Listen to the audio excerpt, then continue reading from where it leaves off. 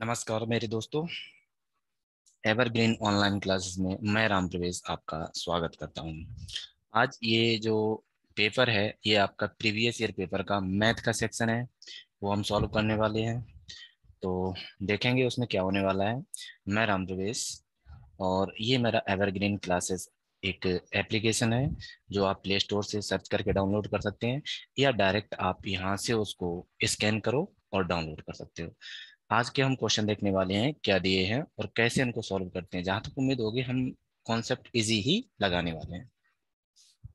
चलिए देखते हैं। पहला क्वेश्चन दिया है उन्होंने कि एक थैले में 1 रुपया, 2 रुपया और 5 रुपए के मूल्य वर्ग के रुपए के रूप में 420 रुपया है, और जो 1 रुपया, 2 रुपया और 5 पैसे सिक्कों की संख्या का अनुपात दिया 1:8:1:5। तो हमसे पूछ रहा है 5 रुपए के सिक्के कितने हैं। जब भी इस टाइप का क्वेश्चन दिया हो, कोई भी दिया हो, जरूरी नहीं है कि यही दिया हो, 1 रुपया, 2 रुपया, 5 पैसा पैसे में दिया हो, कुछ भी दिया हो। तो चलिए हम देखते हैं कि उसमें होता क्या है। फर्स्ट ऑफ ऑल हम क्या करते हैं, उनकी शो कराने के लिए उनकी वैल्यू लिख देते हैं। ये दिया है आपको 1 रुपया, ये दिया है आपको मान लो 2 रुपया, और ये बात कर रहा है 5 रुपए की। इतना आपको सिर्फ लिखना और कुछ भी नहीं करना, इसको कोई यूज नहीं। अब करना क्या है, यहाँ पे रेशियो लिखना जो दिया है 8:1:5। अब जो रेशियो दिया है ये संख्या का अनुपात दिया है, और आपको जो दिया जाएगा वो वैल्यू दी जाएगी। और या तो आपको टोटल संख्याएं दी जाएंगी या वैल्यू दी जाएगी। वैल्यू दी गई है आपको 420। मतलब है कि जब रुपयों को हमने जोड़ा तो रुपए हुए 420, लेकिन उनकी संख्याओं का अनुपात आपका कितना दिया है, 8:1:5। तो अब हम क्या करने वाले हैं, अगर हम कहें कि एक एक रुपए के 8 सिक्के हैं आपके पास, एक एक रुपए के 8 सिक्के हैं, तो रुपए बनने चाहिए 8। दो दो रुपए के एक सिक्का है तो रुपया बनने चाहिए 2। 5-5 रुपए के अगर आपके पास 5 सिक्के हैं तो रुपए बनने चाहिए 25। ये भी जो भी होगा वो भी आपका क्या होने वाला, अनुपात होने वाला है। इस अनुपातिक का योग ही आपका ये गिवन है।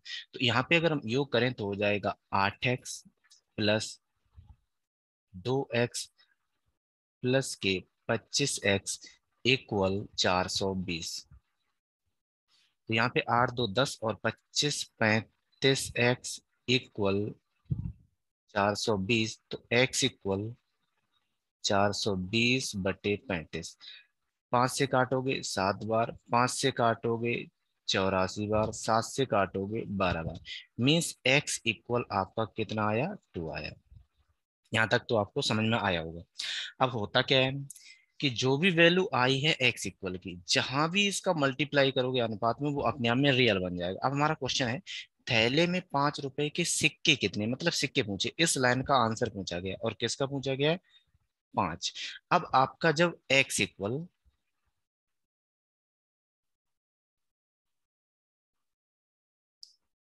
आपको दिया है x इक्वल 12 और वैल्यू पूछी है 5x की, तो आप मल्टीप्लाई करोगे 12×5 इक्वल टू 60।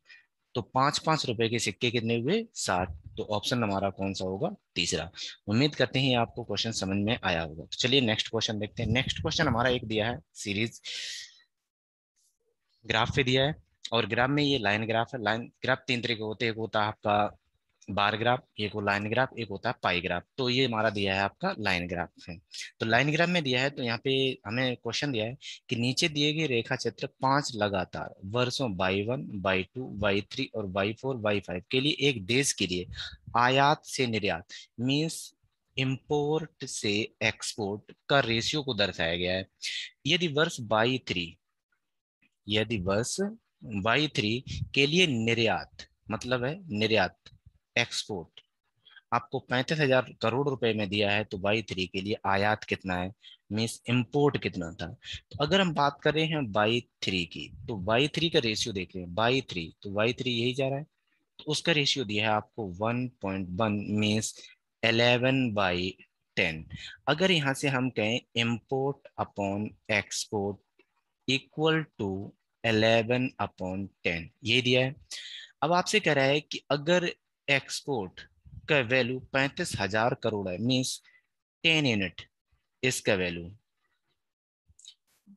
35,000 करोड़ है, तो इसका वैल्यू कितना होगा?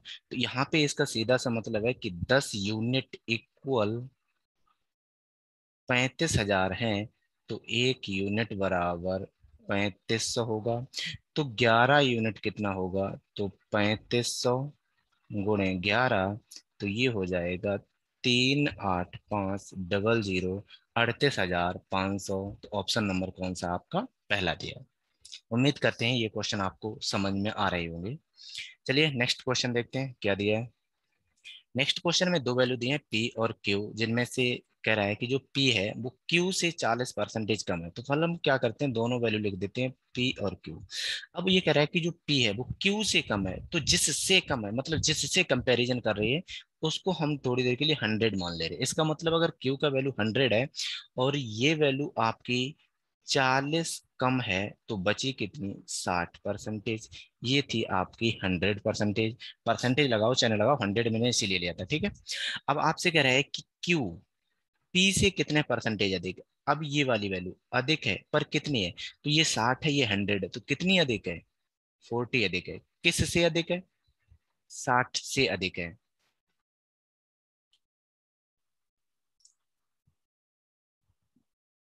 ठीक है, कितनी अधिक है?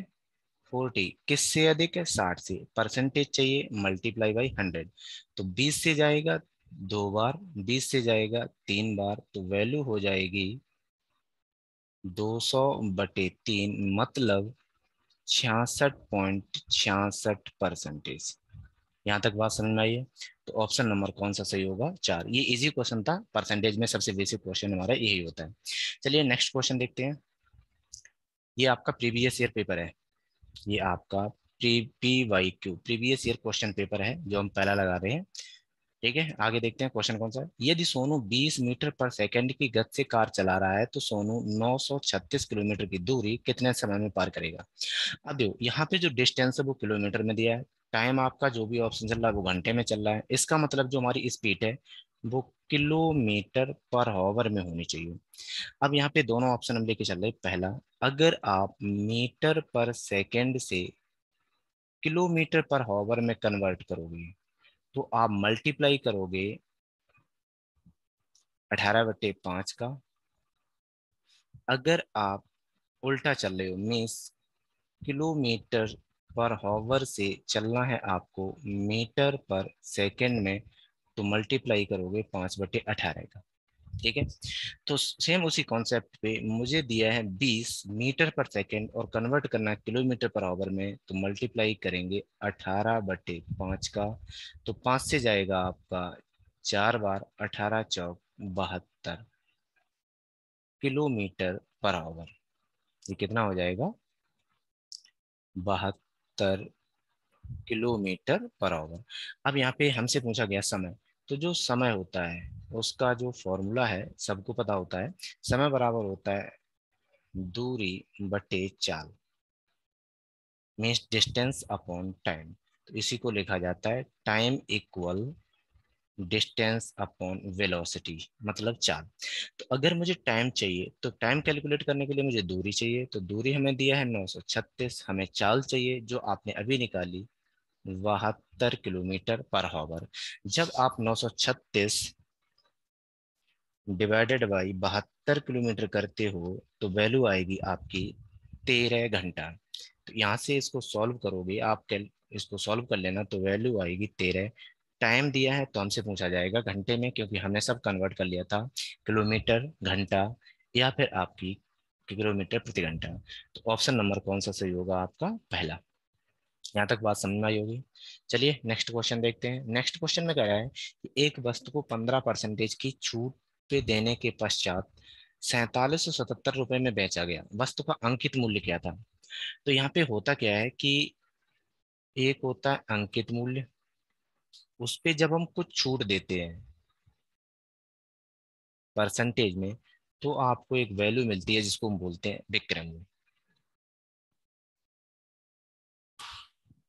अब हमसे कह रहा है कि यहाँ पे अंकित मूल्य है, अंकित मूल्य में कुछ छूट देने के बाद इतने में सेल किया गया, तो अंकित मूल्य कितना? मुझे नहीं पता अंकित मूल्य कितना है। इस पे आप डिस्काउंट देना चाह रहे हो 15% का, तो जब आप 15% का डिस्काउंट दोगे तो ये जो विक्रय मूल्य ये हो जाएगा x multiply by 85 divided by 100, इतना हो जाएगा। और यही वैल्यू आपको दी है 4777। तो हमसे पूछ रहा है वो x कितना, मतलब विक्रय मूल्य के अंकित मूल्य कितना है। तो अंकित मूल्य कैलकुलेट करना है तो वैल्यू हो जाएगी 4777 डिवाइडेड बाई 85 मल्टीप्लाई बाई 100। तो हम कैलकुलेटर यूज करें, आप थोड़ा सॉल्व कर लेना इसको। 4777 डिवाइडेड बाई 85 और मल्टीप्लाई बाई 100, तो आपका ये सॉल्यूशन आएगा 5620। ये जो भी है ये आपका क्या होगा, आपका अंकित मूल्य होगा। तो जब अंकित मूल्य होगा तो यही हमसे पूछ रहा गया है कि उस वस्तु का अंकित मूल्य कितना था। तो उस वस्तु का अंकित मूल्य था आपका 5620। अब इसी क्वेश्चन को थोड़ा शॉर्ट तरीके से अगर हम सॉल्व करते हैं तो कैसे करते हैं, देखो। जो छूट परसेंटेज होती है, छूट परसेंटेज होती है, ये होती है आपकी छूट डिवाइडेड बाई अंकित मूल्य। इसका मतलब है कि अगर हमारा आपका जो 15% है, इसको हम फ्रैक्शन में कन्वर्ट करें तो वैल्यू आएगी 15 डिवाइडेड बाई 100, यही आएगी। अगर हम कहें कि ये 15/100 है तो आप इसको और सिंप्लीफाई करोगे तो 5 से डिवाइड करोगे 3 टाइम्स, 5 से डिवाइड करोगे 20 टाइम्स। मीन्स जो हमारी वैल्यू है वो लिखी है 3/20, जिसमें से ये हमारा डिस्काउंट है और ये हमारा अंकित मूल्य है, मतलब मार्क प्राइस है। अब हमें ज्ञात होता है ये चीज, नॉलेज होती है इस बात की कि मार्क प्राइस में डिस्काउंट दिया जाता है, एमपी में डिस्काउंट दिया जाता है तो मुझे मिलता है सेलिंग प्राइस। ठीक है, क्या मिलता है मुझे, सेलिंग प्राइस मिलती है। अब सेलिंग प्राइस जो मिलती है तो यहाँ से हमसे कह रहा है मार्क प्राइस, तो मार्क प्राइस आपका था 20, जिसमें आपने 3 का डिस्काउंट दिया। इसका मतलब सेल कितने में कर रहे थे आप, 17 में कर रहे थे। और यही वैल्यू दिए है आपको 4777। इसको सॉल्व करोगे इसका मतलब है कि 17 unit equal 4777, then 1 unit equal to कितना होगा।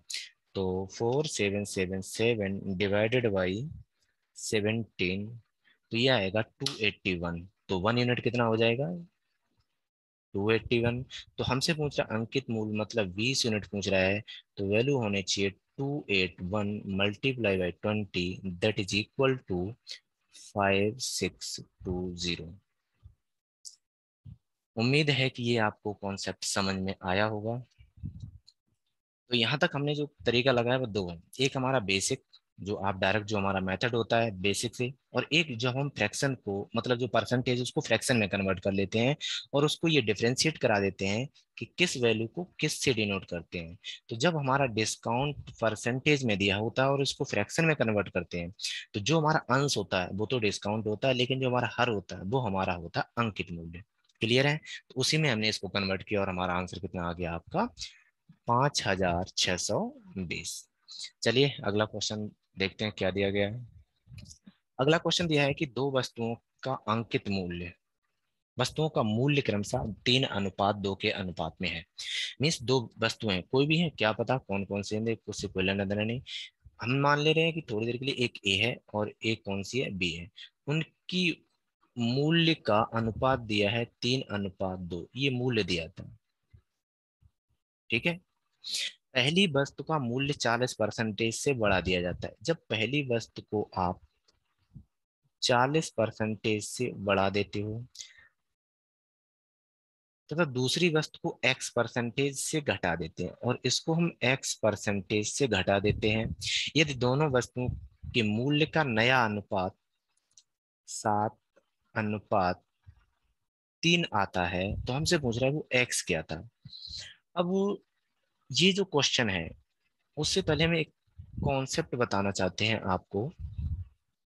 क्या चीज, कि जैसे यहाँ पे मान लो लिखा है 3:2, कोई भी अनुपात लिखा है, अगर हम कहें कि इस अनुपात में आप 2 का मल्टीप्लाई कर दो इसमें। तो हम डायरेक्ट इतना नहीं लिख सकते कि 6:2 हो जाए, नहीं होगा। रूल क्या कहता है कि अगर अनुपात में मल्टीप्लाई होगा तो पूरे अनुपात में मल्टीप्लाई होगा, और भाग होगा तो पूरे अनुपात में ही भाग होगा। यही कॉन्सेप्ट को ध्यान में रख के यहाँ पे करना है। अब दिया क्या है कि 3 में आपने 40% की इंक्रीज किया तो आपको 7 मिला। तो जब हम 2 में से x% डिक्रीज कर रहे हैं तो आपको 3 मिल रहा है। तो हमसे पूछ रहा है कि यहाँ पे x का वैल्यू कितना है। तो जो मुझे रियल वैल्यू पता है हम उसको इंक्रीज कर रहे हैं। तो हम क्या कर रहे हैं, 3 में 40% का इंक्रीज करोगे तो वैल्यू हो जाएगी 1+40/100। इसको सॉल्व करने के बाद वैल्यू आएगी 3 × 140/100। जीरो से जीरो जाएंगे, 14×3 = 42 /10, तो वैल्यू कितनी हो जाएगी 4.2। अब 4.2 है तो आपसे ये कह रहा है कि जो वैल्यू दी थी, यहाँ पे जो रेशियो है, इस रेशियो में जब आपने 3 में 40% की वृद्धि की तो ये वैल्यू रियल में हुई थी 4.2, ये हो गई थी। अब हमसे पूछ रहा है कि x का मान कितना होगा। तो इसका मतलब है कि साथ में कितने का मल्टीप्लाई किया जाए, 4.2 आए तो मल्टीप्लाई करोगे आप 0.6 का। जब 0.6 का इधर मल्टीप्लाई होगा, जो अभी हमने बोला था कि हम 2 का मल्टीप्लाई करेंगे तो सब में होगा, तो वही चीज यहाँ पे है कि जो काम एक साथ होगा वो सब में होगा। तो हम इधर भी मल्टीप्लाई करेंगे 0.6 का, तो वैल्यू हो जाएगी 0.8। बात समझ में आई नहीं आई? अगर ये बात समझ में आई और ये कॉन्सेप्ट समझ में आ गया तो बस यही क्वेश्चन था और क्वेश्चन हो गया सॉल्व। अब क्या हुआ कि पहले हमारा b का वैल्यू, केवल b को करें, पहले हमारा b का वैल्यू 2 था, उसमें से आपने x% को डिक्रीज किया और बाद में वैल्यू हो गई 1.8। तो कितना डिक्रीज हुआ, तो जनाब डिक्रीज हुआ था 0.2। कितने में से इंक्रीज डिक्रीज हुआ, 2 में से, मल्टीप्लाई बाय 100, परसेंटेज में कन्वर्ट करना है, तो वैल्यू हो जाएगी आपकी 10%। उम्मीद करते हैं ये बात आपको समझ में आई होगी। अगर थोड़ी प्रॉब्लम आ रही है, थोड़ा कम समझ में आ रहा है, तो इसी क्वेश्चन को रिवाइज करके आप देख सकते हैं। तो ऑप्शन कौन सा होगा हमारा, 10 होगा। नेक्स्ट क्वेश्चन देखते हैं, ये आप कर सकते हैं, एक बार ट्राई कीजिए।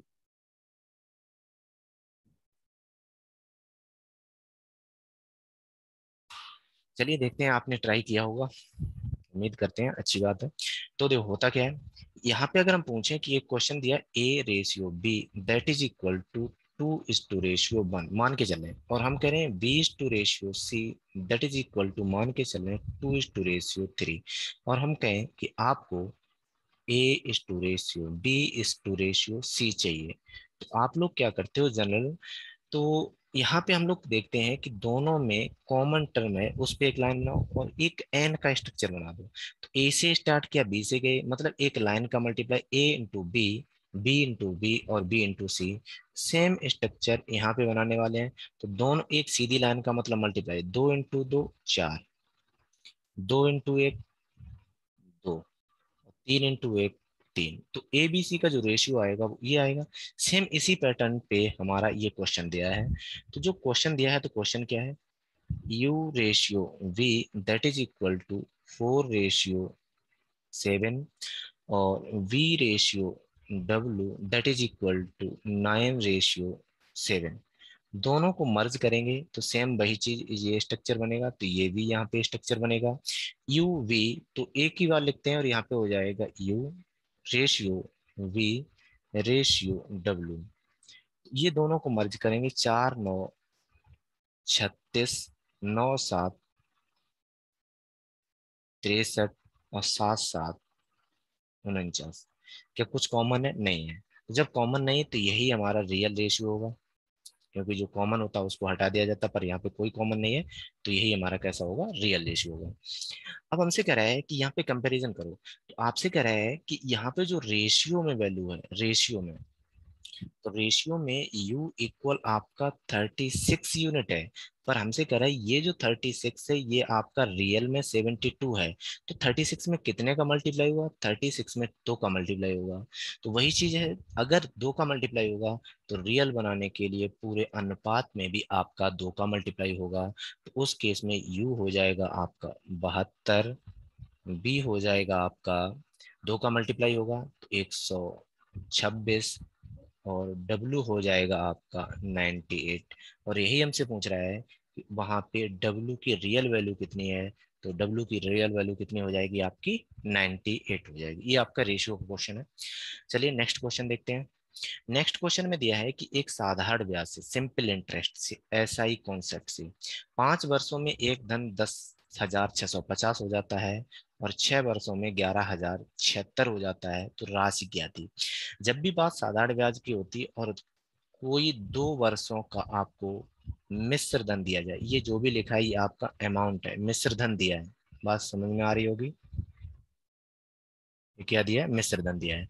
तो इसमें हम क्या करते हैं, हमारा क्वेश्चन ये होता है, कॉन्सेप्ट है थोड़ा इसमें, और वो कॉन्सेप्ट क्या है पहले देख लेते हैं। कि जब हम बात करते हैं साधारण ब्याज की, साधारण ब्याज बराबर होता है मूलधन, हिंदी में लिख रहे हैं, मूलधन गुणे दर समय बटे 100, ये होता है। ठीक है। अगर हम पूछे मिश्रधन क्या होता है, मिश्रधन, तो मिश्रधन बराबर होता है मूलधन प्लस साधारण ब्याज। मूलधन मिश्रधन बराबर क्या होता है, मूलधन प्लस साधारण ब्याज। तो यही चीज हम लगाने वाले हैं कि अब जो साधारण ब्याज है वो आपका हर समय बदलेगा, हर समय बदलता है, लेकिन जो मूलधन है वो एक ही होता है।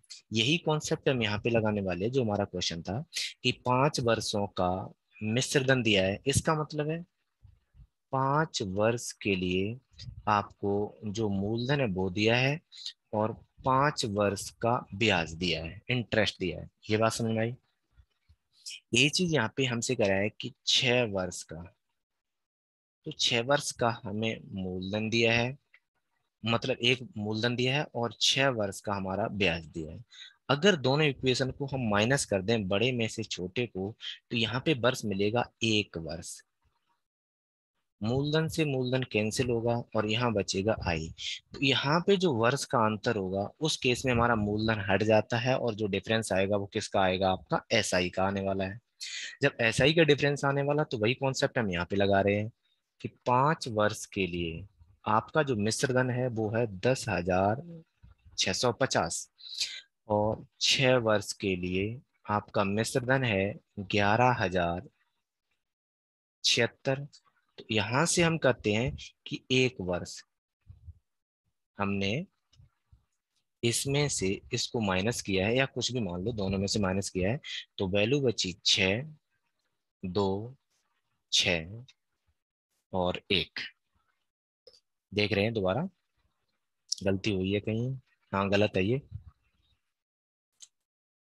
11,76, 11,076 माइनस 10,65, 650, वैल्यू आएगी 426। तो यहाँ पे जो डिफरेंस है वो है आपका 426 रुपये। अब जो 426 है वो ये कह रहा है कि 1 वर्ष का ये आपका 426 ब्याज है। यहाँ तक बात समझ में आई।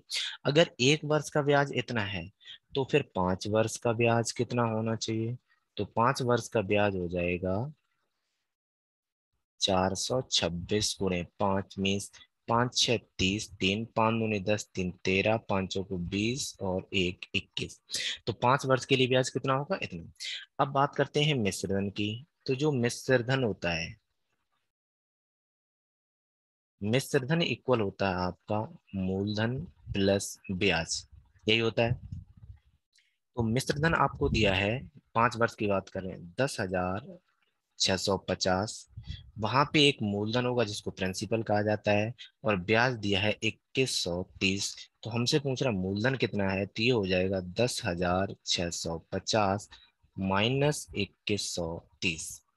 इसको आप सब्ट्रैक्ट करोगे तो जीरो में से जीरो हो जाएगा जीरो, 5 में से 3 गया 2, 6 में से 1 गया 5 और 10 में से 2 गए 8, तो वैल्यू आई 8,520। तो ऑप्शन नंबर कौन सा है आपका, चौथा दिया है। चलिए नेक्स्ट क्वेश्चन देखते हैं। नेक्स्ट क्वेश्चन में दिया है कि मनीष एक कैंडिडेट है जो 225 रुपए में एक किताब खरीदता है, ₹162 में एक किताब बेच देता है। अब होता क्या है कि दो कंडीशन होती है। पहला, एक होता लाभ। लाभ कब होगा? जब आपका विक्रय मूल्य ज्यादा हो और क्रय मूल्य कम हो। एक होती है हानि। हानि कब होती है?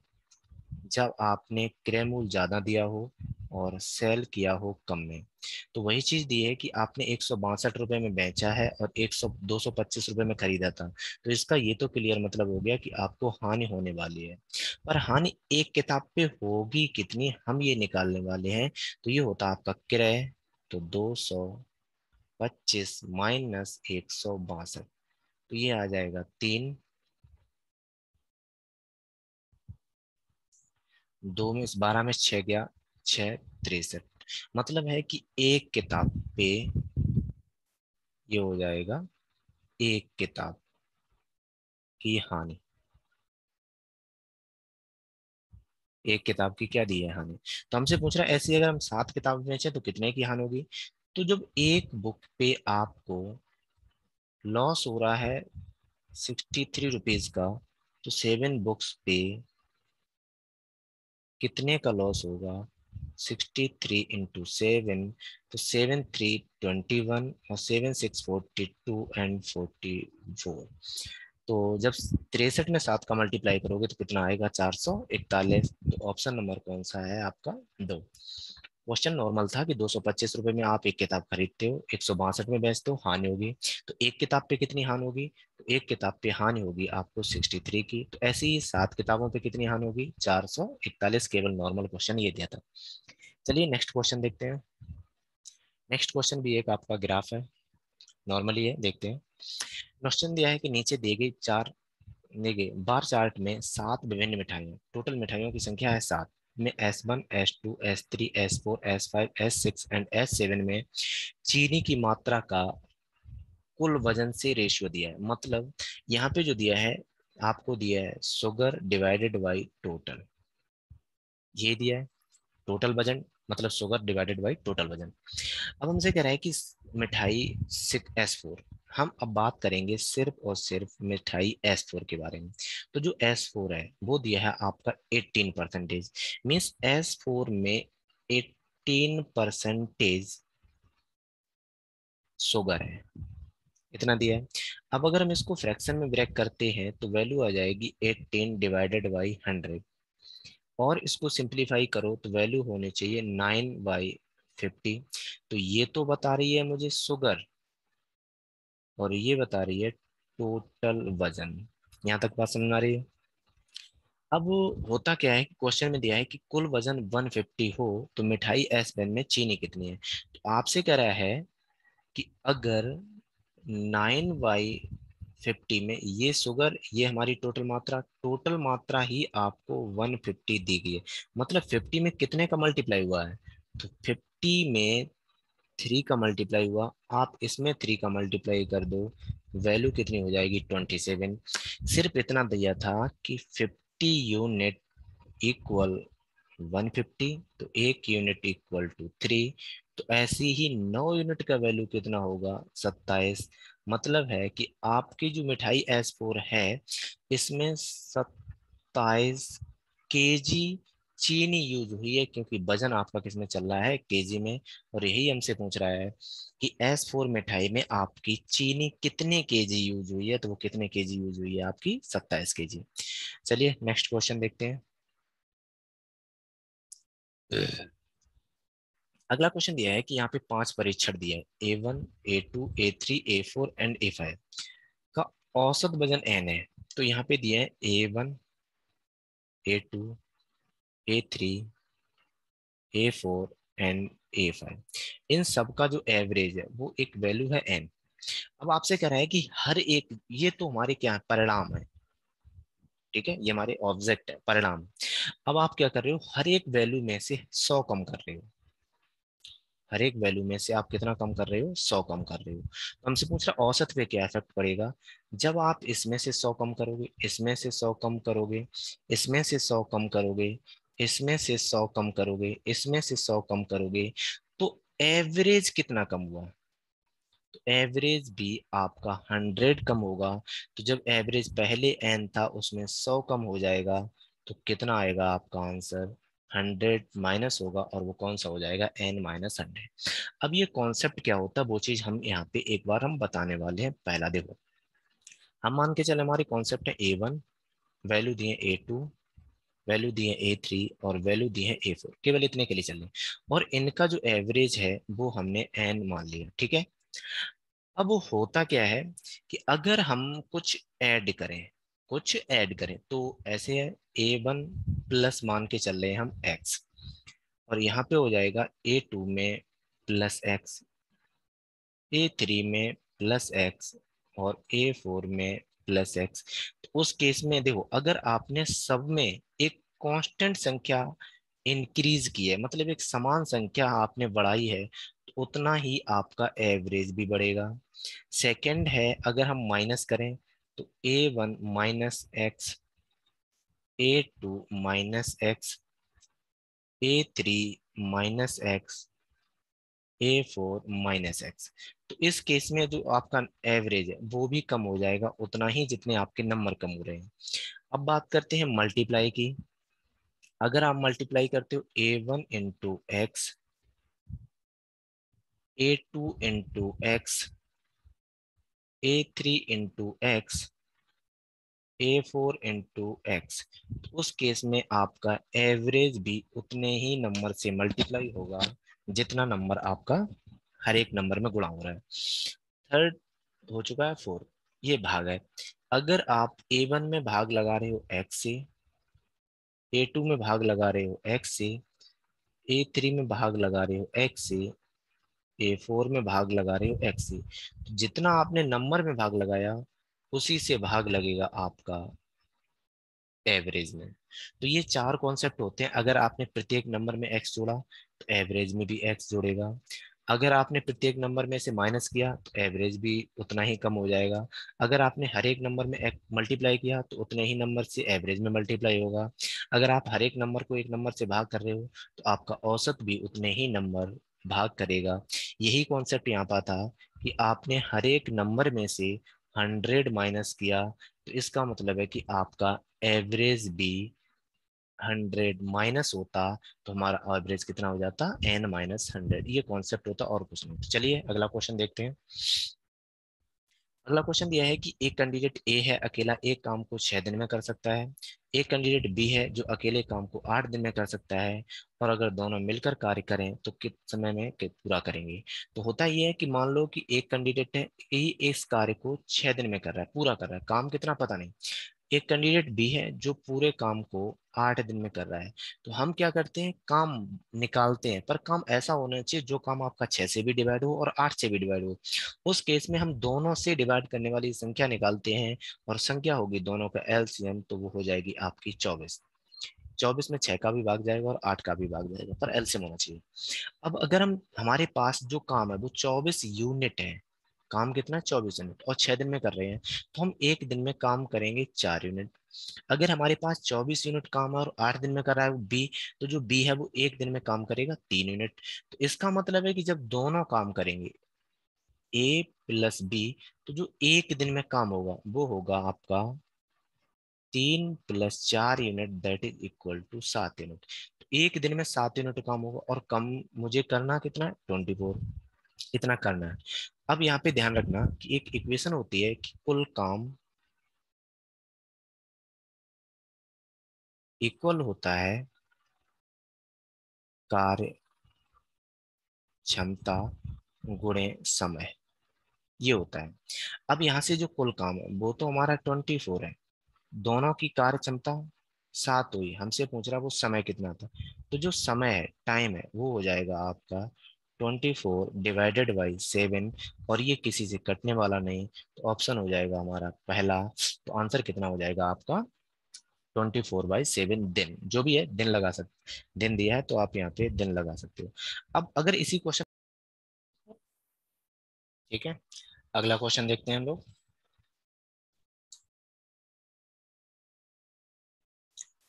अगला क्वेश्चन दिया है आपको कि 5 से ये 2 1/2, दूसरे ब्रैकेट में दिया है आपको 3 से 1/4, 6 - 4 भाग 2 का मान कितना होगा। तो पहले क्या होता है कि हम ब्रैकेट के अंदर वाली वैल्यू सॉल्व करेंगे। तो वैल्यू लिखी जाएगी, इसको सॉल्व करेंगे। 5 दूनी 10, 11/2 माइनस इसके अंदर की सॉल्व करोगे तो वैल्यू हो जाएगी आपकी 3 × 4 = 12, 1 13/4 प्लस 6 माइनस 4/2। इतना करेंगे तो 11/2 माइनस, इनको सॉल्व करेंगे तो 13/4 प्लस 2 का भाग 4 में लगाओगे 2 बार जाएगा, तो 6 - 2। तो यहाँ से हो जाएगा 11/2 माइनस 13/4 प्लस 4 ब्रैकेट बंद। अब हम क्या करेंगे, ब्रैकेट को यहीं पे ओपन कर देते हैं, मतलब हटा देते हैं, क्योंकि बाहर साइन है तो साइन भी लग जाएगा। तो नंबर हो जाएगा 11/2 माइनस 13/4। बाहर माइनस है तो माइनस प्लस का मल्टीप्लाई होगा तो -4। अब हम क्या कर रहे हैं कि इन दोनों को पहले सॉल्व कर रहे हैं, केवल इन दोनों को। तो जब इन दोनों को सॉल्व करोगे, इसका बेस 2 है और इसका बेस 4, तो हम इसमें 2 का मल्टीप्लाई कर ले रहे हैं यहीं पे। तो ये जो नंबर है वो नंबर बन के आ जाएगा 22/4 माइनस 13/4 -4। फिर दोनों को सॉल्व करेंगे तो 22 में से 13 जाएंगे तो बचेंगे 9/4 -4। तो इनको सॉल्व करोगे तो 4 × 4 = 16। तो यहाँ पे जो वैल्यू बनेगी वो आनी चाहिए आपकी 9 - 16/4। तो 9 में से 16 जाएंगे नहीं, तो 16 में से 9 माइनस करो तो वैल्यू आनी चाहिए 7। पर 16 में से हटाया तो 16 हमारा कैसा था, नेगेटिव। और यहाँ पे अब वैल्यू बन जाएगी आपकी -7/4। जो ऑप्शन नंबर कौन सा है आपका, पहला है। नॉर्मली है आपका, जो क्या कहते हैं इसको, बोर्ड मास लगा है और कुछ भी नहीं, हो जाना चाहिए सब पे। चलिए अगला क्वेश्चन देखते हैं। अगला क्वेश्चन दिया है कि राजेश 25 किलोमीटर प्रति घंटा की रफ्तार से दफ्तर जाते हैं, 20 किलोमीटर की रफ्तार से घर वापस आते हैं, और उनको दोनों कंडीशन में 9 घंटे लगते हैं। तो हमसे पूछ रहा है दफ्तर से घर तक की दूरी कितनी है। तो हम कह रहे हैं कि ये हमारा होम है, यहाँ से वे गए ऑफिस, ऑफिस है, फिर ऑफिस से वापस आए घर पे। तो जब गए थे उस केस में उनकी जो चाल है वो 25 किलोमीटर पर आवर थी, और जब आए उस केस में उनकी चाल 20 किलोमीटर पर आवर थी। इतना दिया गया है। अगर ये है तो दोनों केस में हमसे कह रहे हैं कि उनको अगर 9 घंटे लग रहे हैं, तो हम मान के चल रहे हैं कि उनके घर से लेके उनके ऑफिस तक की जो दूरी है वो कितनी है, डी है। तो समय बराबर, क्योंकि समय ही दिया है तो समय बराबर चाहिए। तो जब घर से ऑफिस गए उस केस में जो टाइम होगा T1 that is equal to D/25। और जब ऑफिस से घर आए उस केस में टाइम लगा होगा T2, और ये होना चाहिए D/20। तो जो टोटल टाइम ये होना चाहिए आपका T1 प्लस T2, और यही दिया है आपको 9 घंटे। अगर हम यहाँ पे दोनों इक्वेशन को ऐड करें तो T1 plus T2 equal to D/20 plus D/25, और ये इक्वल दिया है 9 घंटे।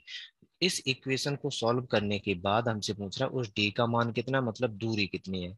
तो दूरी कितनी है बराबर हो जाएगा आपका, सॉल्व करोगे तो डी कॉमन है, 25 का मल्टीप्लाई यहाँ होगा तो 25,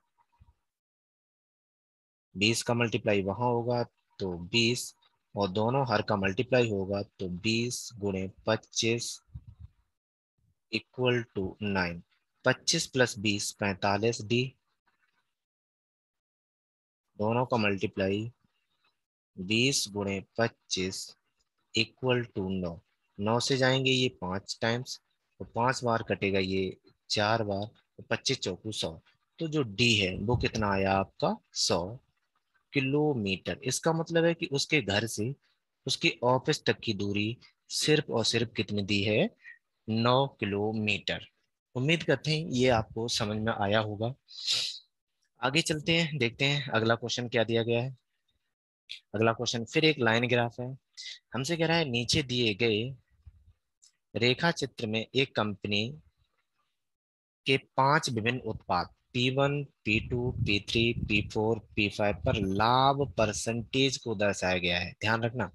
तो हमसे पूछ रहा है P3 का राजस्व, और जो राजस्व होता है मतलब आने वाली इनकम, आने वाली इनकम, तो इसको ही हम विक्रय मूल्य मानते हैं, बस इतना ध्यान रखना होता और कुछ भी नहीं। तो P3 का व्यय, तो हमने कितना रुपया इन्वेस्ट किया, मतलब क्रय मूल्य कितना है, ये हमसे पूछा गया है। तो चलिए देखते हैं। हमारा क्वेश्चन है P3 पे। तो P3 पे वैल्यू दी है 27। तो P3 का जो परसेंटेज लाभ है वो दिया है आपको 27%। अगर हम इसको ब्रेक करें तो वैल्यू होनी चाहिए 27/100। यहां तक हो जाएगा। तो ये तो शो कर रहा है लाभ को, और ये शो कर रहा है क्रय मूल्य को।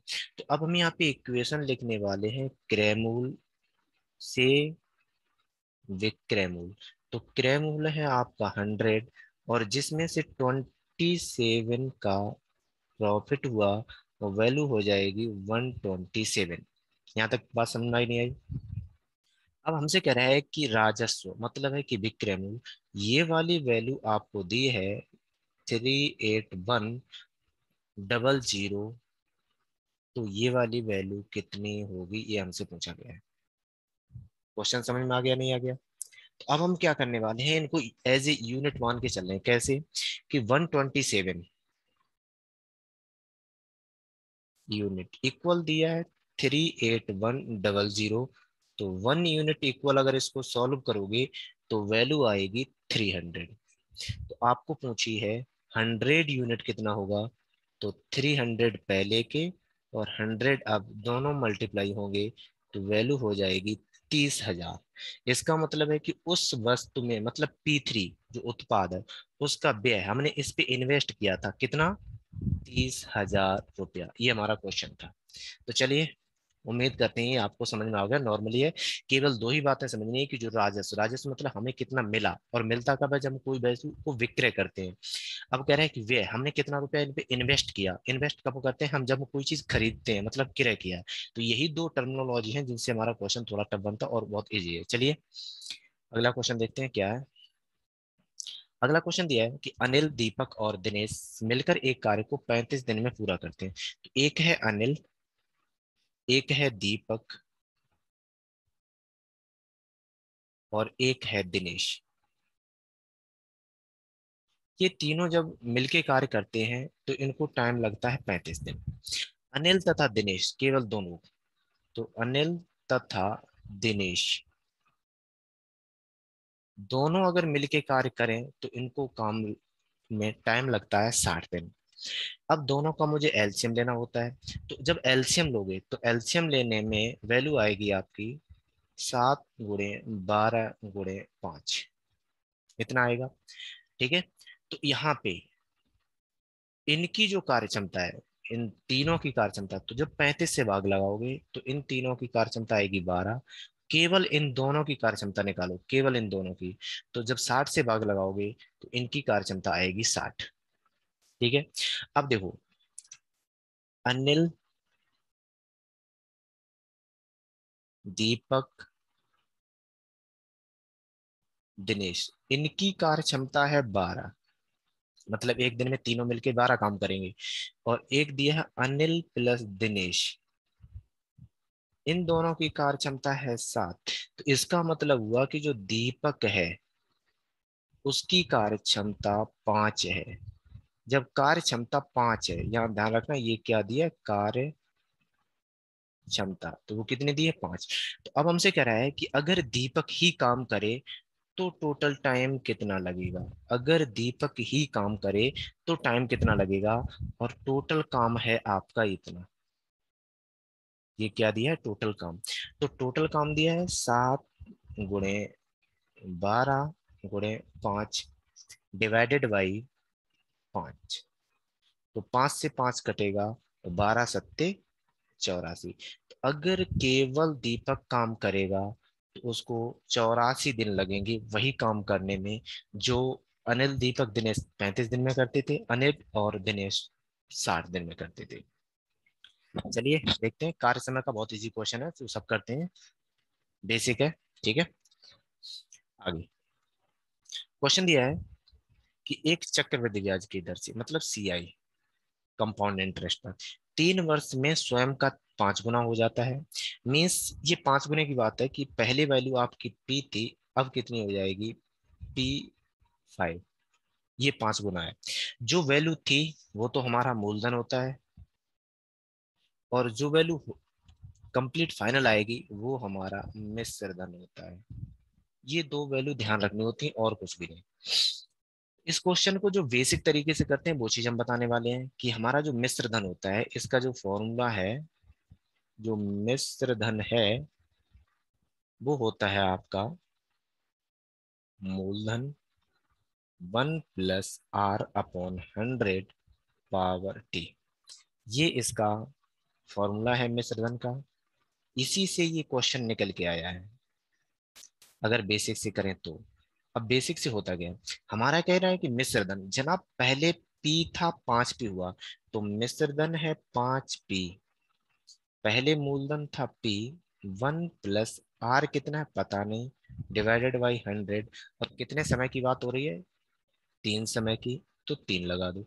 इसको जब सॉल्व करोगे तो यहां से वैल्यू आएगी आपकी 1 + R/100 पावर 3 = 5। Equation first. यहाँ तक क्लियर है। अब बात करते हैं कि ब्याज वार्षिक संयोजक है, तो कितने समय में अपने का 125 गुना हो जाएगा। मीन्स वैल्यू होने चाहिए 125। पी किसकी, पी की। ठीक है, तो अब यहाँ पे हम चला रहे हैं तो ये हो जाएगा 1 + R/100 कितने समय में, टी में, जो मुझे नहीं पता है। फिर इसको सिंप्लीफाई करेंगे तो पी से पी आपका कैंसिल होगा, तो यहाँ से मिलेगा आपको 1 + R/100 power t, that is equal to 125, और दैट इज इक्वेशन नंबर 2। अब दोनों इक्वेशन को जो अभी आपने निकाली केवल इन दोनों को सॉल्व करना है, और वहां से आपको सिर्फ और सिर्फ टी का वैल्यू कैलकुलेट नहीं करना है। अब टी का वैल्यू कैलकुलेट करना है तो दोनों में जो पार्ट इक्वल है वो इतना दिया है जिस पावर लगी है। तो अगर हम ये वाला वैल्यू कैलकुलेट करें तो यहाँ से पावर उधर ले जाएंगे, तो 1 + R/100, और पावर इधर से उधर ले गए तो पावर अपना साइन चेंज करके रेसिप्रोकल में हो जाएगी, और ये पे हो जाएगी 5 / 1/3। यहाँ से सेम वही करने वाले हैं, 1 + R/100, और जब टी उधर जाएगा तो वैल्यू हो जाएगी 125 / 1/t। ठीक है, अगर ये वाला पार्ट इसके इक्वल है और ये वाला पार्ट इसके इक्वल है और ये दोनों आपस में इक्वल है तो ये भी इक्वल होंगे। अगर ये इक्वल हैं तो यहाँ से नंबर बनना चाहिए 5 / 1/3 इक्वल 125 / 1/t। और सिंप्लीफाई करोगे तो 5 / 1/3 इक्वल 5 / 3/t। इतना हो जाएगा। यहाँ तक बात समझ में नहीं आई। 5 / 3 मतलब 125। अब दोनों का बेस इक्वल है, ये वाला बेस, अगर ये बेस इक्वल है तो आपकी पावर भी इक्वल होगी, मीन्स 1/3 इक्वल 3/t।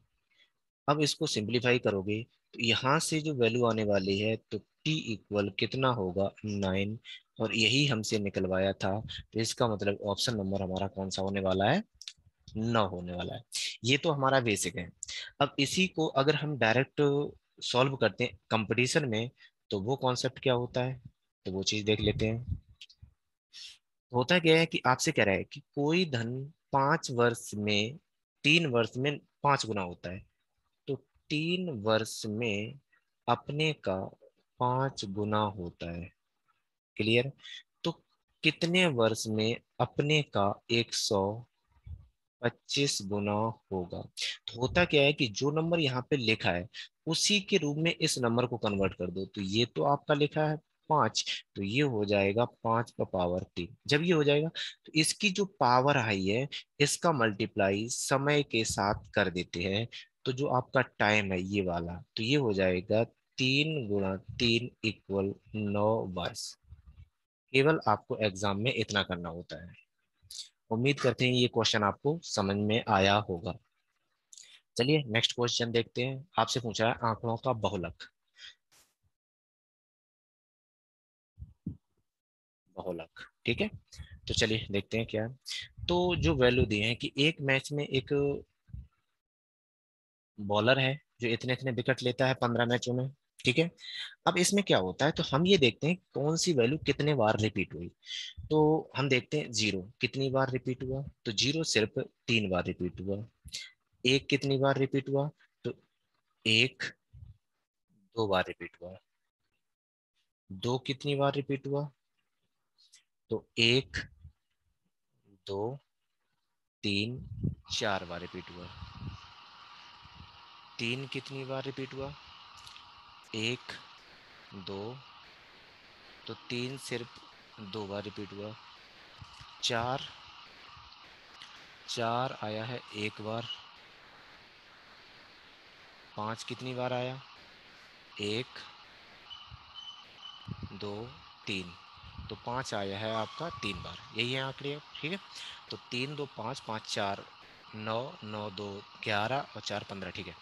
तो आपको मैं एक क्वेश्चन बताने वाला हूँ। मतलब जो कॉन्सेप्ट है वो ये होता है इसमें कि जो जीरो है वो 3 बार रिपीट हुआ, ये हम फ्रीक्वेंसी कहते हैं इनको इंग्लिश में।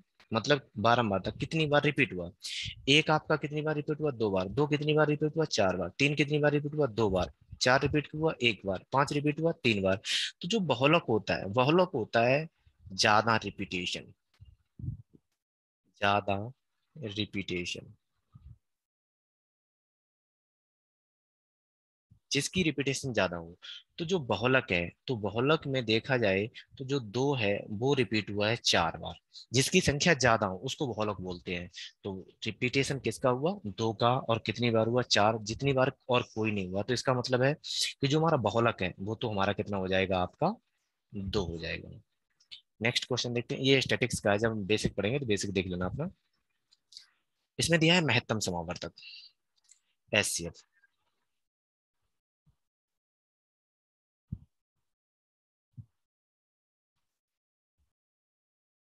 एचसीएफ इसको बोला जाता है हाईएस्ट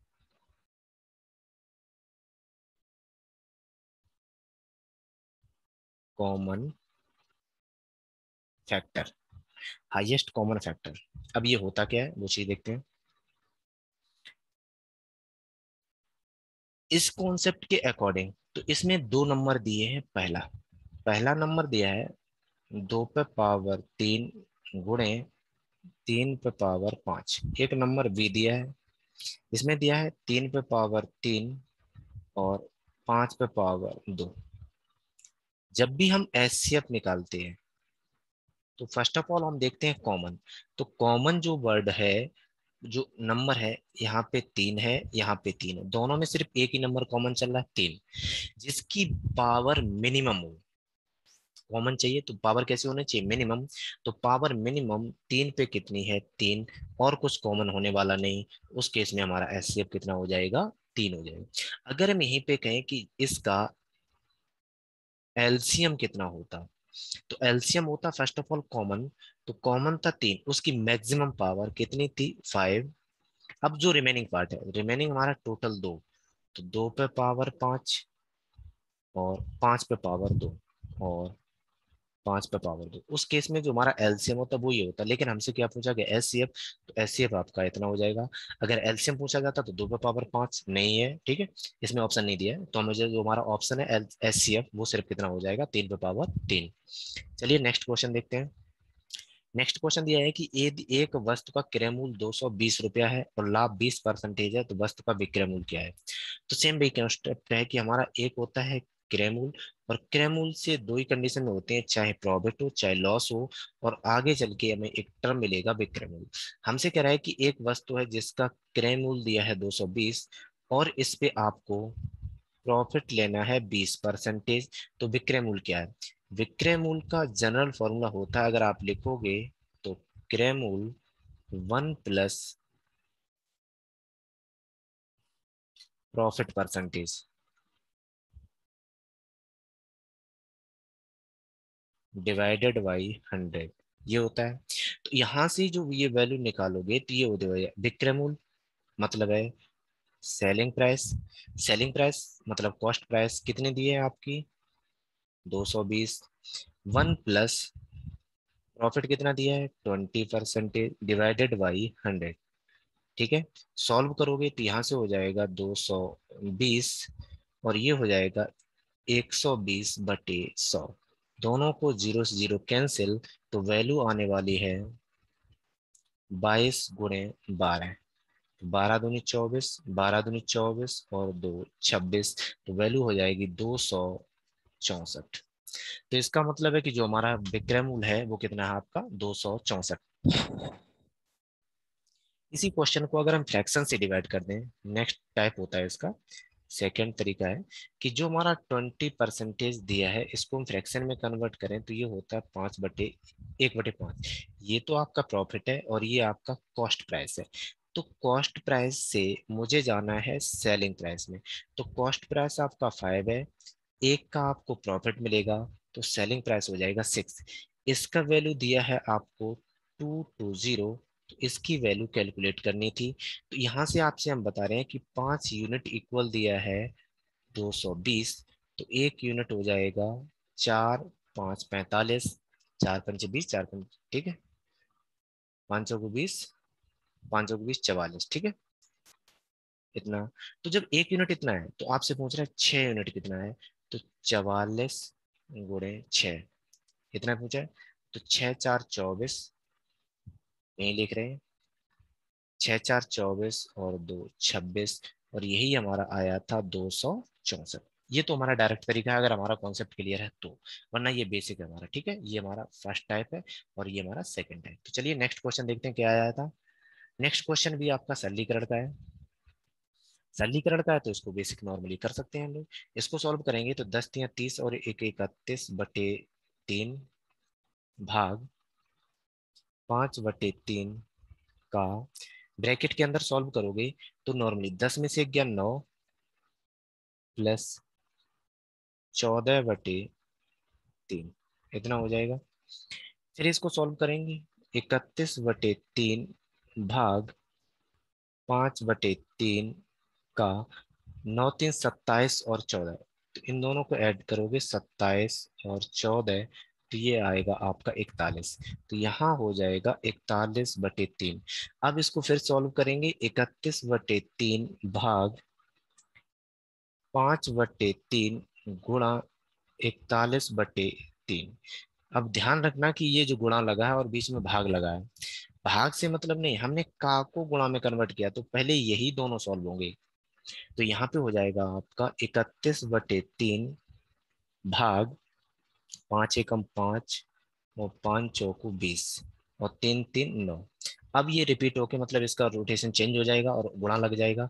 तो ये हो जाएगा 31/3 गुणे 9/205। तो 3 से कटेंगे 3 बार, तो वैल्यू हो जाएगी 3×1 = 3, 3×9/205। उम्मीद करते हैं कि ये आपको बात समझ में आई होगी कैसे होता है। बस इसमें जो कॉन्सेप्ट है वो एक ही बात होती है कि अगर हमने का को कन्वर्ट करके गुणा में लिखा है तो पहले वही सॉल्व होगा, फिर चाहे कोई साइन हो उससे मुझे कोई लेना देना नहीं है। ठीक है, चलिए नेक्स्ट क्वेश्चन देखते हैं। नेक्स्ट क्वेश्चन दिया है कि एक कमरे की लंबाई चौड़ाई तथा ऊंचाई 21, 12 और 16 मीटर है। मीन्स अगर आपका इस टाइप से कोई वैल्यू दी है,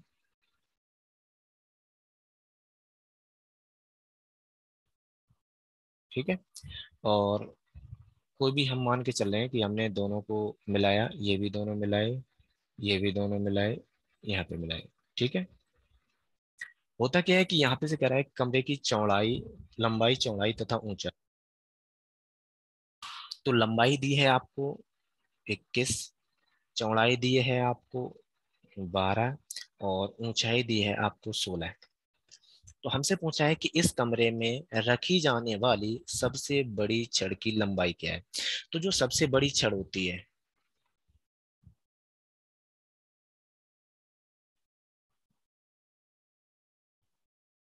ये होता है उसका विकर्ण। बस इतना ध्यान रखना होता है और कुछ नहीं। तो जो विकर्ण होता है, तो यहाँ पे जो फॉर्मूला लगेगा वो लगेगा घन का विकर्ण। घन का विकर्ण। अब जो घन का विकर्ण होता है ये होता है आपका formula L² B² plus H²।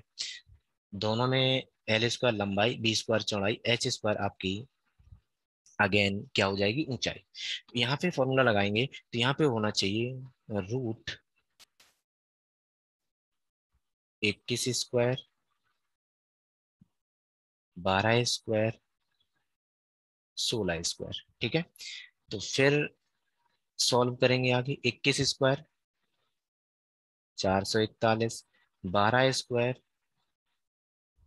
144, 16², 256। दोनों को ऐड करेंगे तीनों को, तो कितना आएगा वो चीज हम डायरेक्ट कर रहे हैं कैलकुलेटर से, अपना आप कर लेना।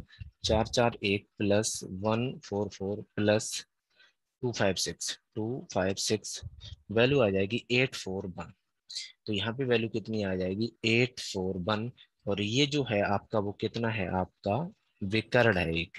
अब जो इसका वर्गमूल करोगे, ये वर्गमूल है मतलब वर्गमूल इसका कितना आएगा, तो इसका वर्गमूल करने पे आएगा आपका 29। कैसे आएगा, हम वर्गमूल वाले चैप्टर में पढ़ेंगे, जब RS अग्रवाल पढ़ रहे हैं आप उसको सीरीज को देख सकते हो। ठीक है। तो जो हमारा विकर्ण है वही उस कमरे में रखी जाने वाली सबसे लंबाई की छड़ होगी, तो उसकी लंबाई कितनी आएगी आपकी, 29 मीटर। चलिए नेक्स्ट क्वेश्चन देखते हैं। नेक्स्ट क्वेश्चन में दिया है कि अध्यापक के वजन को शामिल करने पर 22 छात्रों के समूह का औसत वजन 1 kg बढ़ जाता है। आपके समूह है 22 छात्र का, 22 कैंडिडेट का, उनका कुछ एवरेज रहा होगा, कितना है पता नहीं। जब आप एक कैंडिडेट को और इंक्रीज कर देते हो मतलब टीचर को, तो कैंडिडेट हो जाते हैं 23 कैंडिडेट। उस केस में आपका एवरेज एक इंक्रीज हो जाता है। ठीक है। हमसे कह रहा है कि अगर 22 छात्रों के समूह का आरंभिक औसत वजन 31 kg था, तो अध्यापक का वजन कितना है। तो जब पहले 22 कैंडिडेट थे उस केस में उनका एवरेज 32 था, और जब हमने टीचर को इंक्लूड कर लिया और एक एवरेज इंक्रीज हो गया, तो अब एवरेज हो गया 32। तो अगर हम कहें औसत, तो यहाँ पे आपका फॉर्मूला होता है एवरेज। एवरेज इक्वल होता है योग बटे संख्या। कितना होता है, अगर हम पूछे योग क्या होगा, तो जो योग है वो योग हो जाएगा आपका एवरेज मल्टीप्लाई बाई संख्या। मतलब है कि अगर हम संख्या और एवरेज का मल्टीप्लाई करें, तो जो भी आएगा वो हमारा क्या आना चाहिए, योग आना चाहिए। तो कर लेते हैं। 22 × 31, तो ये आएगा 682। और यहाँ पे है 23 × 32, तो यहाँ पे है 736। और ये वैल्यू आएगी आपकी 736। अब देखो समझ लो, 22 कैंडिडेट हैं, उनका एवरेज कितना दिया है 31, उनका योग आया है 682। टीचर को जब ऐड कर लिया गया तो कैंडिडेट हो गए 23। उनके एवरेज एक बढ़ गया, तो एवरेज पहले 31 था, अब हो जाएगा 32। उस केस में योग कितना आएगा आपका 736। अगर आपको टीचर चाहिए, केवल टीचर, तो हम क्या करेंगे, 23 कैंडिडेट के योग में से 22 कैंडिडेट का योग माइनस करेंगे। तो ये दिया है 736 माइनस 682। तो यहाँ पे वैल्यू आ जाएगी आपकी -682, दैट इज इक्वल टू 54। तो यहाँ से जो टीचर आएगा वो कितना आएगा, 54 kg का। तो टीचर कितना हो गया आपका, 54 kg। चलिए नेक्स्ट क्वेश्चन देखते हैं। नेक्स्ट क्वेश्चन ने दिया है कि एक शंकु की ऊंचाई 16, उसके आधार की त्रिज्या 30 सेंटीमीटर है, तो इसे रंगने का दर 14 सेंटीमीटर स्क्वायर की दर से कितना होगा, केवल इसको बाहर से रंगा जाएगा। तो हम लोग एक शंकु लेते हैं। कहाँ गया शंकु, चलो कोई ले लो, कोई फर्क नहीं है। ठीक है।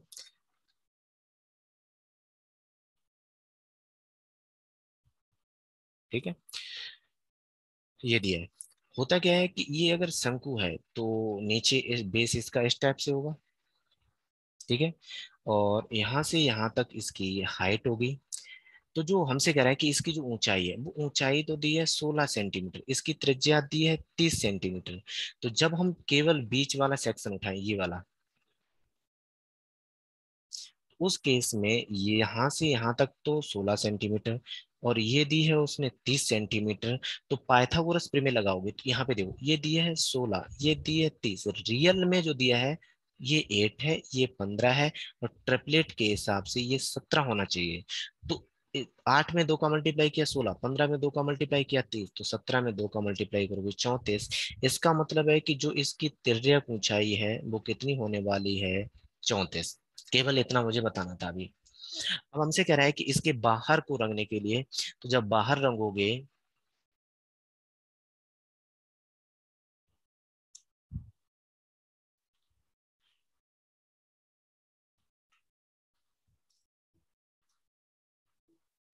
बाहर जब इसको रंगोगे, तो बाहर रंगने के लिए इसका जो मुझे चाहिए वो होता है वक्र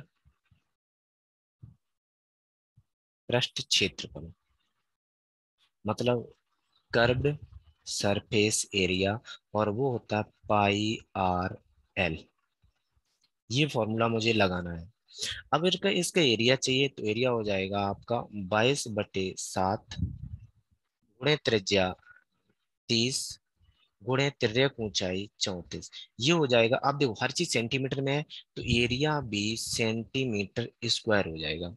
अगर आप 1 सेंटीमीटर स्क्वायर रंगने का खर्चा 14 रुपया करते हो, तो हमसे पूछ रहा है 22/7 गुणे 30 गुणे 34 सेंटीमीटर रंगने का खर्च कितना होगा। तो वो हो जाएगा 22/7 गुणे 30 गुणे 34 गुणे 14, इतना हो जाएगा। तो 7 से जाएगा ये 2 बार, और सबका मल्टीप्लाई करना है, तो मल्टीप्लाई हम डायरेक्ट कर रहे हैं, 22 गुणे 30 गुणे 34 गुणे 2, तो ये आएगा 44,880। तो कितना रुपया आने वाला है, 44,880 रुपया, जो ऑप्शन नंबर कौन से में दिया है, चौथे में। ये आपका मेंसुरेशन का क्वेश्चन है, सिर्फ यहाँ पे एक कोण का वक्र पृष्ठीय क्षेत्रफल कैलकुलेट करना था और कुछ भी नहीं, ठीक है। तो वक्र पृष्ठीय क्षेत्रफल का फॉर्मूला होता है आपका πr। चलिए नेक्स्ट क्वेश्चन देखते हैं। नेक्स्ट क्वेश्चन दिया है कि एक वर्ग के विकर्ण की लंबाई, चलिए एक वर्ग ले लेते हैं। किधर गया वर्ग, चलो, ये वर्ग दिया है, ठीक है। वर्ग में कंडीशन होती है, अगर हम इसकी भुजा नाम दें तो ये है ए, बी, सी और डी। कंडीशन ये होती है, इसकी सभी भुजाएं बराबर होती हैं जिनको ए से दर्शाया जाता है। इसके जो विकर्ण हैं, दोनों विकर्ण भी इक्वल होते हैं, दोनों विकर्ण भी इक्वल होते हैं। ये विकर्ण हमने लगाया, और ये भी विकर्ण आपका। तो दोनों विकर्ण कैसे होते हैं, इक्वल होते हैं। अगर दोनों विकर्ण इक्वल हैं, तो इसीलिए उसने कह दिया है कि विकर्ण की लंबाई इतनी है। तो मुझे नहीं पता था कौन सा विकर्ण है, जब दोनों इक्वल है तो दोनों का मान इतना होने वाला है। तो हम कह सकते हैं कि अगर साइड ये वाली ए है, तो जो विकर्ण है, तो जो विकर्ण है ए सी इक्वल होना चाहिए बी डी के, और उस केस में विकर्ण होता है a√2। बात समझ में नहीं आई, ये तो होता है। अब यहीं से मुझे गिवन है कि a√2 इक्वल दिया है उन्होंने 10√2। तो √2 से √2 कैंसिल हो जाएगा, और a इक्वल हो जाएगा 10 सेंटीमीटर। कितना हो जाएगा, सेंटीमीटर। अब मुझे कह रहा है कि वर्ग का क्षेत्रफल, तो एरिया जो होता है स्क्वायर का, वो होता है आपका साइड का स्क्वायर। तो मेरी साइड कितनी है, 10, 10 का स्क्वायर कितना हो जाएगा आपका 100, और ये हो जाएगा सेंटीमीटर स्क्वायर। तो आंसर हमारा कितना होना चाहिए, 100 सेंटीमीटर स्क्वायर। नेक्स्ट क्वेश्चन देखते हैं, ठीक है। पूरे क्वेश्चन हो चुके हैं हमारे इस सीरीज के। और हाँ, अगर ये आपको वीडियो पसंद आ रही है, और जो भी आपको कमेंट में लिखना वो लिख सकते हो, चाहे हमारा बता सकते हो कि आगे सीरीज में क्या चेंजेस होना चाहिए। कोई क्वेश्चन में प्रॉब्लम हो उसको कितना हम एक्सप्लेन करें, डायरेक्ट कॉन्सेप्ट लगाएं या डायरेक्ट उसका जो भी मेथड है, शॉर्ट मेथड वो लगाएं या दोनों लगाएं, तो वो आप बता सकते हो।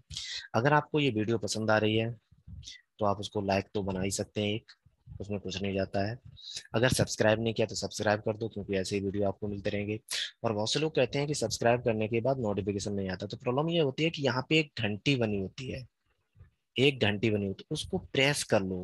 प्रेस करोगे तो ऊपर एक आएगा ऑल नोटिफिकेशन, तो उस पर प्रेस करोगे तब हमारे जितने नोटिफिकेशन है वो आपको अवेलेबल होंगे। अगर आपको लगता है कि ये हमारी वीडियो सही है और आपको लगता है कि ये यूजफुल है, फायदेमंद है, तो आप ऐसे किसी कैंडिडेट को शेयर कर सकते हो जो इसको पढ़ने के लिए उत्सुक हो, जिसको जरूरत हो, या आपको लगता है कि उसका भला हो जाएगा। उम्मीद करते हैं कि ये आप करेंगे। सब्सक्राइब तो कर ही सकते हैं, लाइक भी बना सकते हैं, और शेयर हो सकता है कि शेयर करो, कोई प्रॉब्लम नहीं है इसमें। बस ध्यान रखना कि शेयर का मतलब ये नहीं कि आप किसी को कर दो, शेयर कर दिया वो कभी देखता नहीं है, इससे कोई मतलब नहीं होता है। ठीक है, तो इस बात का ध्यान रखना। चलिए फिर मिलते हैं नेक्स्ट